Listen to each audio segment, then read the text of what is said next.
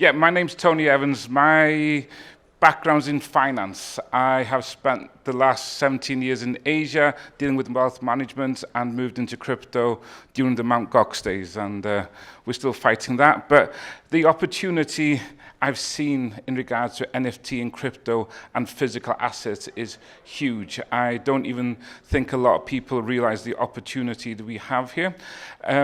We all know how NFTs work, okay? But you ask them normal man in the streets, they always tell you the monkey, okay? That is what they see it. But the NFT technology behind it is something quite unique. We've seen it in regards to art, how artists can put the art on an NFT, and that can prove the provenance of it from a digital point of view. But the ability to actually physically put a chip into that art piece and issue an NFT that gives the authenticity of that increases the value of both. And something when we started researching it, we saw is people buy art because they love it. Second part is because they need the tax write-off. Or thirdly, because they wanted to show it to their friends.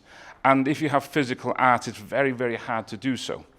But if you have the NFT, you're able to integrate it into your social media or into your business or into anything you want. The other aspect of it is you're able to create prints or digital to sell yourself to actually create an income stream.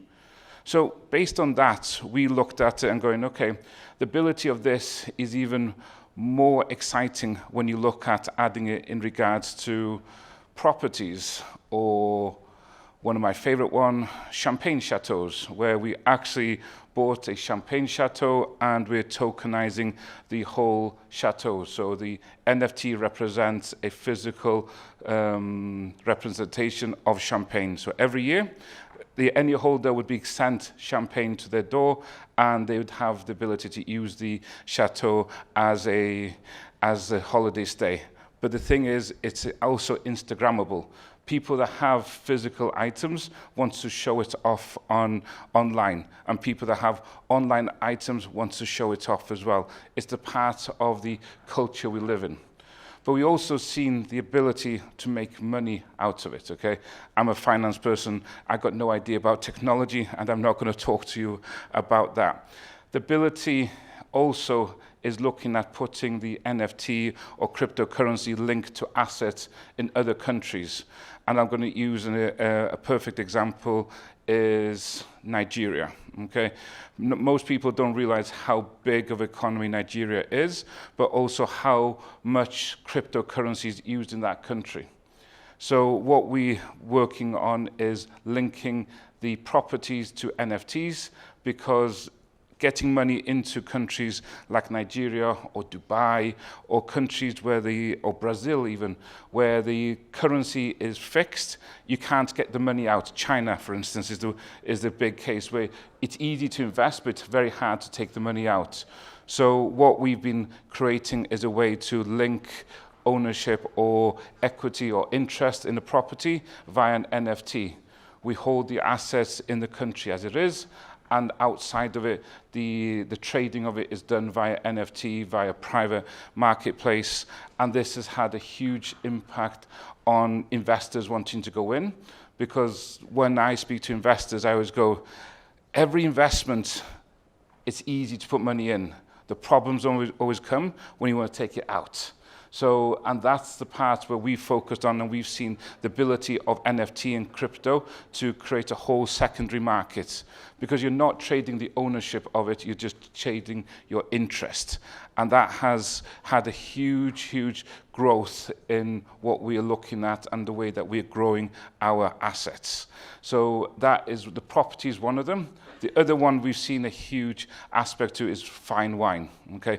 I love fine wine, as you can see, okay, I'm a foodie, okay? So if you want to know the best of anything, you always want to know that you've bought the right bottle or you've got the right bottle of wine. You want to know, this is the real one. Most of the time you take it on, you go to a store, you buy it, okay? But most of the time it's usually fake or it's not the right one or something like that. If you're talking about fine wine, you want to make sure.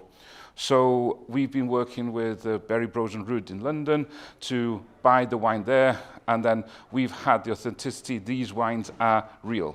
As such, we've merged it into the NFT and merged it into the bottle by putting the track onto it.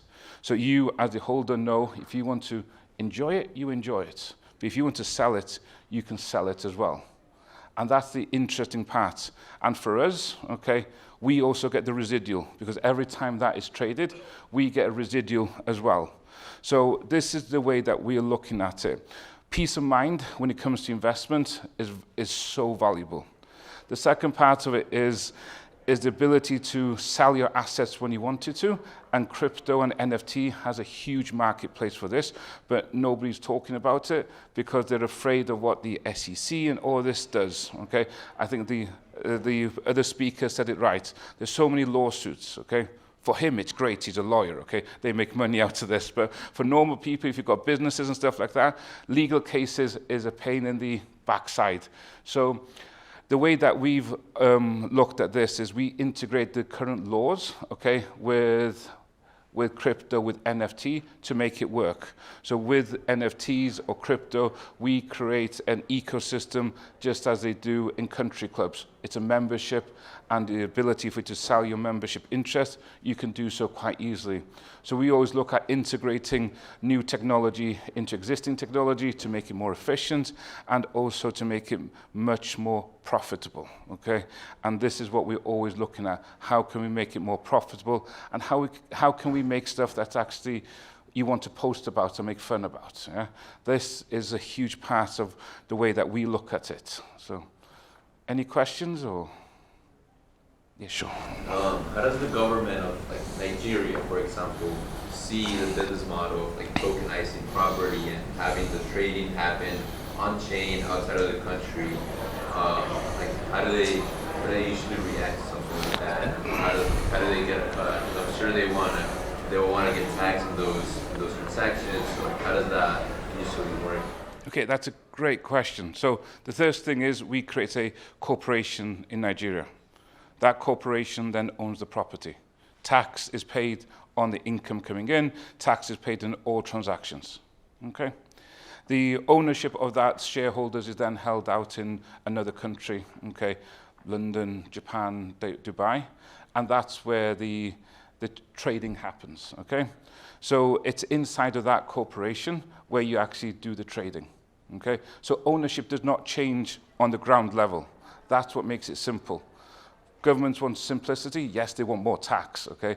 But this actually gets investment into the country, so it makes life easier.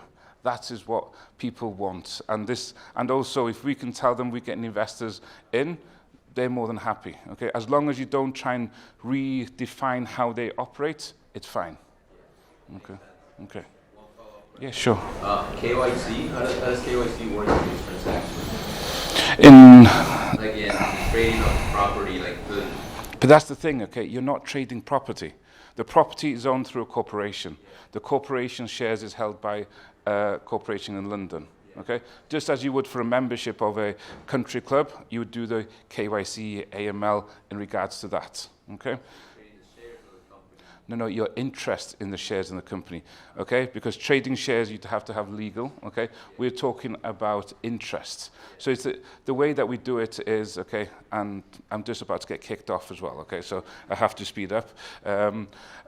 Is you make sure you define it on current laws in regards to membership, in regards to interest, and that's how it makes it the most interesting. You do not try and go against the government, you'll always lose, okay? And I'd rather just make it work, make money, and then we move forward with it, okay? That's all it's a tiny industry. We're in a $1 trillion industry, okay? The whole world's asset, as it stands at the moment, is $1,250 trillion, yeah? We're not even at 1% of the world's assets yet. So this is the opportunity to merge it and move it forward. As the internet did with shopping, okay, you add it and you create a transaction where people want to, and that you bring value to it at each time. Okay? That's it. Thanks, Tony. Okay. That was great.